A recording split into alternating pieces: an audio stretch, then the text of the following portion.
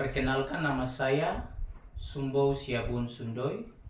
Saya adalah guru SMP Negeri Abun, Kabupaten Tambrau, Provinsi Papua Barat Daya. Lingkungan sekolah kami berada di Negeri Kepala Burung Pulau Papua, lebih tepatnya di Kabupaten Tambrau, Provinsi Papua Barat Daya dengan pemandangan sunrise.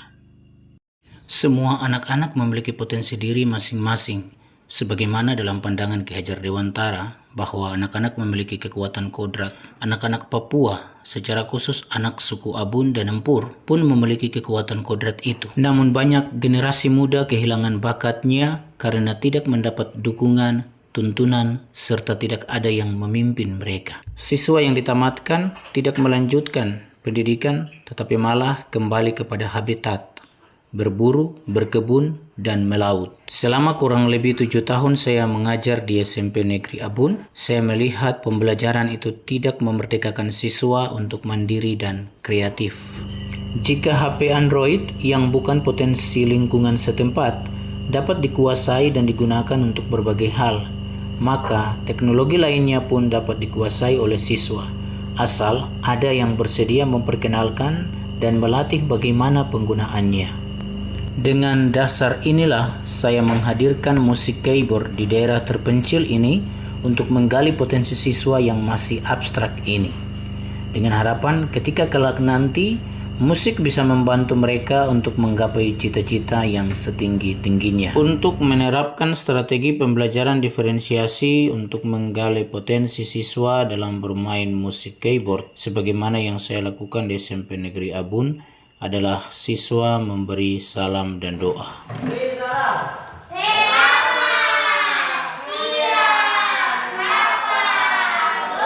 Kemudian saya menyampaikan tema dan tujuan pembelajaran.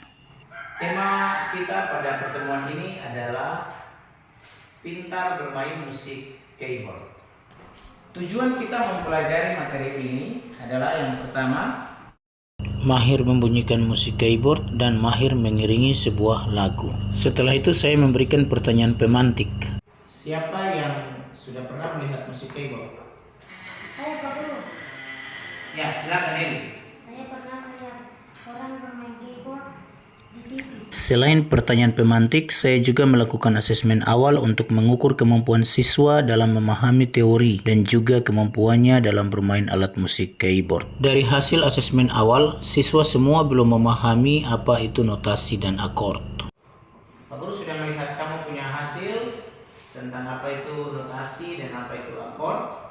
Dan untuk menjelaskan tentang apa itu notasi dan akord dari musik keyboard, kita langsung turun lapangan. Siap?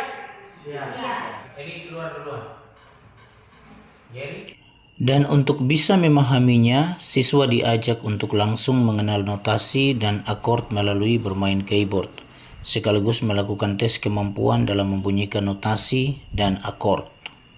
Kita akan belajar tentang bermain musik keyboard. Untuk memperkenalkan notasi dan akord, saya menulisnya di papan agar mereka dapat melihat sambil berlatih dan mengenal. Jari-jari yang ada di tangan kanan itu yang dipakai untuk membunyikan notasi, sedangkan akord itu menggunakan tangan kiri. Sambil siswa berlatih, saya memberitahukan apa itu notasi dan akord dan mendampingi mereka dalam membunyikannya. Turun. Semua rata di atas.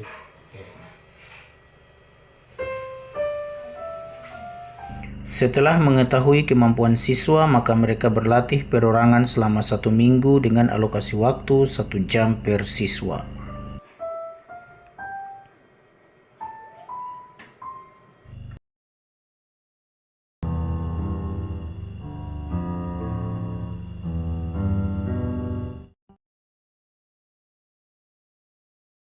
Siswa juga menjadi tutor sebaya.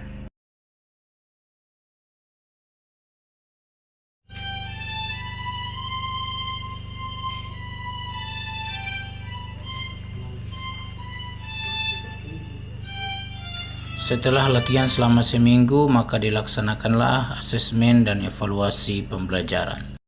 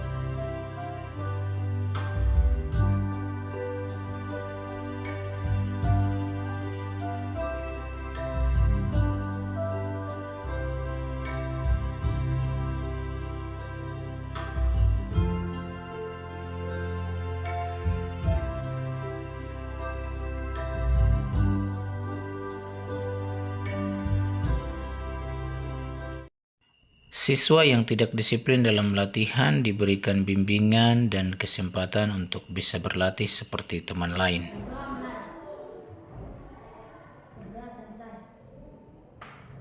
Hasil yang diperoleh melalui asesmen tersebut adalah satu siswa sudah mampu membunyikan notasi dan akord dengan musik program untuk mengiringi lagu Apuse. Satu siswa lainnya sudah mampu melodi lagu Apuse tanpa memainkan akord.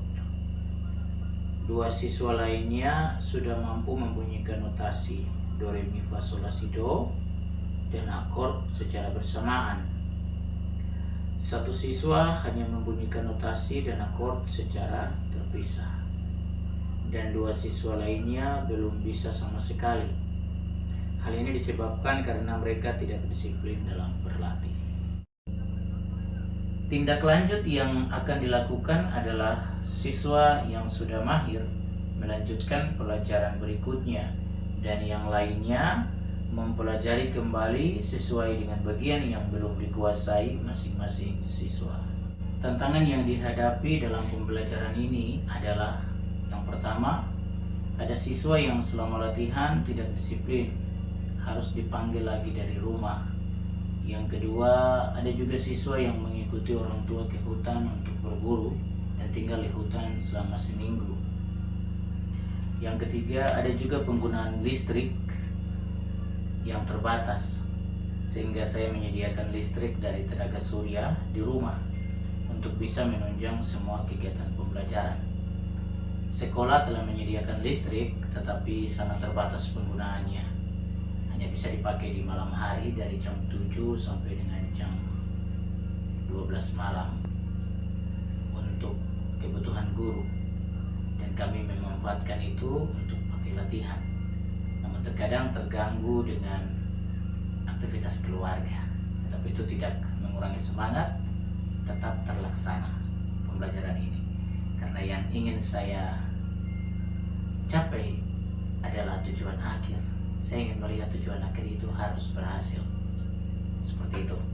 Kemudian yang berikut adalah fasilitas sekolah, seperti lab musik dan juga alat-alat musik itu belum tersedia.